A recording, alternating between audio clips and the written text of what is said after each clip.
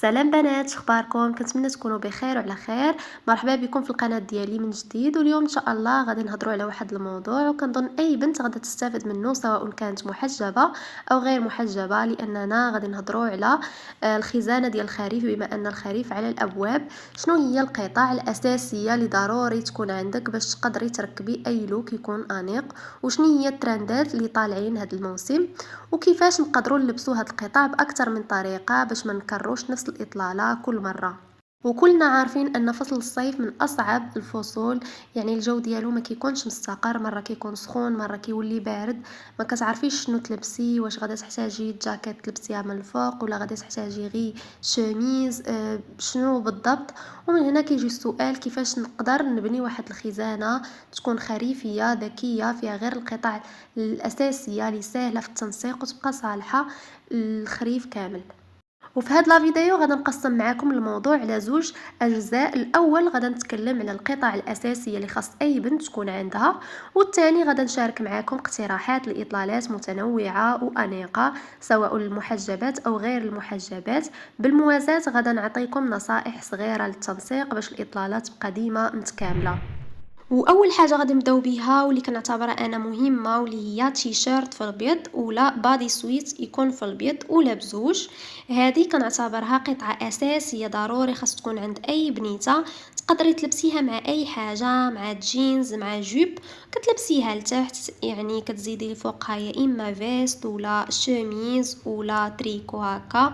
والبيض كيعطي واحد النقاوه للاطلاله وكيخليها فريش. وتاني حاجه اللي كنعتبرها ضروريه وهي لي شوميز، خاصه شوميز بالبيض. القميص الابيض ماشي غير قطعه رسميه فقط، بالعكس يمكن ليك تنسقيها بطرق عده. يمكن يكون اوفر سايز تلبسيه مع جينز وسبادري، يمكن ليك تخليه مفتوح فوق تيشيرت باش يعطي لايرز. بالنسبه للمناسبات الاكثر جديه ممكن تدخليه في سروال يكون قماشي مع دي طالون مع لي زاكسيسوار مع شعرك تهزيه ترفعيه لفوق شويه، كيعطي واحد لوك انيق بزاف. بالاضافه للشميز تكون مخططه. هاد الموسم القميص المخطط باقي حاضر بقوه كيف ما السنين اللي فاتوا، ما كيديموداش.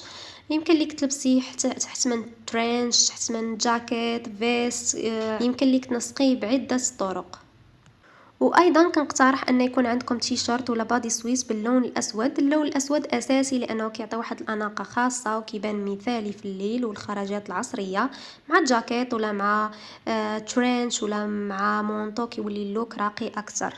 وما نساوش ايضا الالوان اللي كتمثل لينا هذا الفصل اللي هو فصل الخريف، بحال الالوان الترابيه. لذلك ممكن انك تزيدي لون ثالث او رابع غير الابيض والاسود، بحال شكل الالوان الترابيه، اللون البني، او ايضا حتى اللون الرمادي هو مناسب للاطلالات الخريفيه. ودابا غادي ندوزو لي بونطالون السراويل. لذلك نقترح عليكم جينز يكون واسع بلون غامق ماشي فاتح، اللي كيعكس لينا فصل الخريف وايضا فصل الشتاء. هو قطعه كلاسيكيه اللي كتقدري تعتمدي عليها كل موسم. اللون الغامق كيعطي واحد الاناقه اكثر مع الازرق، من الازرق الفاتح كتقدري تلبسيه مع تريكو مع تيشيرت، فوقها مثلا فيست. بالاضافه للسراويل القماشيه اللي كتكون محايده بحال شكل اللون الرمادي ولا البيج ولا البني وحتى الاسود. علاش هاد الالوان؟ حقاش كيخلي التنسيق يكون ساهل بزاف، تقدري تبدلي غير من الفوق باش تحسي براسك لابسه شي حاجه جديده. هاد النوع من السراويل كيعطي واحد الستايل اللي هو فورمال كاجوال، كيصلح للجامعه للمكتب وحتى للخروج مع صحابك. بالاضافه لأون جوب، خاصه هادوك ديال الساطان، من القطع اللي كيضيفوا لمسه انثويه قويه. تقدري تلبسيها بالنهار مع سنيكرز باش تبان كاجوال، وبالليل يمكن ليك تضيفي الفوق اون فيست مع سميطه تكون رقيقه وشنطه تكون صغيره باش تطلع راقيه اكثر. وايضا ما نساوش واحد القطعه اللي دائما كتكون مناسبه للخريف وهي ترينش. هو داك المعطف اللي كيكون كلاسيكي للخريف سواء طويل ولا قصير، ديما كيعطي واحد الاطلاله زوينه. ممكن نلبسوه مع جينز تيشيرت في النهار، وممكن مع سروال يكون قماشي ومع بودي سويت في الليل. هو قطعه استثماريه كتدوم لسنين وما كديموداش، يعني ديما كيبقى تريندي. وهاد لي جاكيت راهما ترند دابا هاد العام. طالعين بزاف بومبر جاكيتس والجاكيتات الواسعين كيكونوا بوكسي.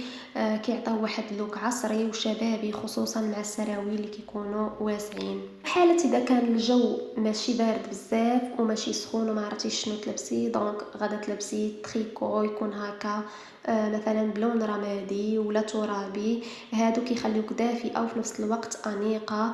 يمكن لك تاخدي هادوك اللي كيكونوا اوفر سايز حتى هما كيجيو ساهلين في اللبس وكيتلبسوا مع اي حاجه، يعني كيتنسقوا مع كيف مع جينز مع سروال ديال القماش، ولا يمكن تلبسيهم مع سنيكرز، يمكن تلبسيهم مع دي بوت اللي بغيتي، يعني ساهلين في التنسيق. كيعطيو حتى هما واحد الدور كبير الاوتفيت. ما نساوش ايضا لي فيست اللي كيعطيو واحد اللمسه زوينه انيقه اللوك. كيف يمكن ليك تلبسيها في كاع المناسبات، بغيتيها كاجوال راك تلبسيها مع سنيكرز ومع جينز، بغيتيها تكون بطريقه شيك اليغونت يمكن ليك تلبسيها مع جوب ديال الساطان ولا مع سروال ديال القماش ومع دي طالون، كتجي اللبسه زوينه وانيقه. وما نساوش ايضا نتكلموا على لي كومبينيزون، خاصه هادو ديال الجينز راهم ترند دابا راجعين بقوه هذا الموسم، خاصه في فصل الخريف. كيعطيو واحد لوك كاجوال متكامل بلا ما كتبقاي تفكري بزاف. كيبقى لك غير انك تنسقيهم مع ان ساك يكون بسيط مع سنيكرز ولا دي طالون. والبنت الا كانت كدير الفولاغ راه كتزيد الفولاغ، لي زاكسيسوار يكونوا بساط. كيبقى فقط الالوان كاين بزاف ديال الاختيارات، يا اما البرغندي راه باقي زعما تريندي، ولا الكراميل ولا الماغون، المهم كاع هاد اللوينات، ولا الاسود. هادو كاملين الوان اللي كيجيو مع الجينز. وندوزو للجزء الثاني، افكار تنسيقات خريفيه وكلوك يومي كاجوال. غادا نقترح عليك انك تلبسي جينز واسع غامق مع تيشيرت ابيض وفوقهم جاكيت بومبي كمليه بسنيكرز بيضاء ولا كحله. وكلوك فورمال كاجوال بالنسبه للخدمه المكتب ولا للجامعه، ايضا البنات اللي كيقراو يمكن لك انك تلبسي سروال يكون رمادي قماشي مع بادي سويت يكون اسود وفوقه ترنش يكون طويل كمليه بحذاء يكون اسود، ولا بوت قصير حتى هو يكون في الاسود. بالنسبه للمحجبه ممكن انك ديري فولاغ يكون قريب شويه للرمادي، وغير المحجبه ممكن تضيفي عقد يكون بدوغي يكون بسيط. وكلوك انثوي شيك نقترح عليكم اون جوب ديال ساتان مع اون فيست مع سميطه رقيقه، وممكن تكملي اللوك باليرينا ولا دي بوت قصار ولا دي طالون اللي بغيتي. بالنسبه للمحجبه ممكن انك ديري فولاغ ديال الساتان ملون بشكل خفيف. وفاش يكون الحال شويه بارد ممكن انك تعتمدي هذا اللوك مثلا تريكو بالجري اوفر سايز مع جينز يكون غامق وفوقهم ترنش كوت يكون قصير ولا حتى طويل مع بوت يكون قصير ولا سنيكرز. بالنسبه للمحجبه ممكن انك ديري الفولاغ بالبيج ولا البني يكون دافي. بالنسبه لغير محجبه ممكن انك تضيفي واحد السكارف يكون خفيف. وكلوك تريندي ممكن انك تلبسي اون كومبينيزون ديال جينز السروال مع الجاكيت ديالو لتحت، ممكن تلبسي توب بالابيض ولا الاسود. هذا اللوك يصلح للنهار خصوصا مع ان ساك يكون كروس بودي. وكلوك عملي للخروج السريع ممكن انك تلبسي سروال بيج مع تيشيرت اسود وفوقهم فيست بسيطه مع حقيبه ظهر صغيره ولا كروس بودي عملي مريح وفي نفس الوقت انيق. وكلوك مسائي انيق كنقترح عليكم جوب ديال الساتان مع بادي سويت يكون بلو نوار وفوقهم جاكيت ديال الجلد صغير. بالنسبه للحذاء يمكن لكم تلبسوا بوت بكعب متوسط. بالنسبه للمحجبه ممكن انك ديري فولاغ بالساتان يكون بلو نوار او بلون قريب من جوب.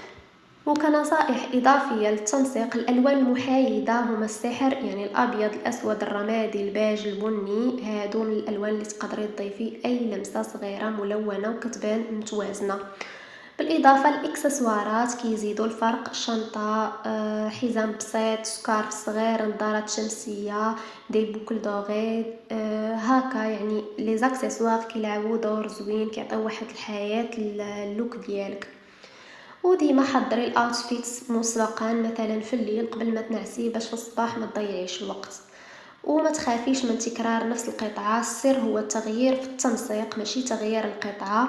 يعني نفس الجينز مع تيشيرت ابيض كيجي كاجوال، ومع تريكو اوفر سايز كيولي كوزي شيك.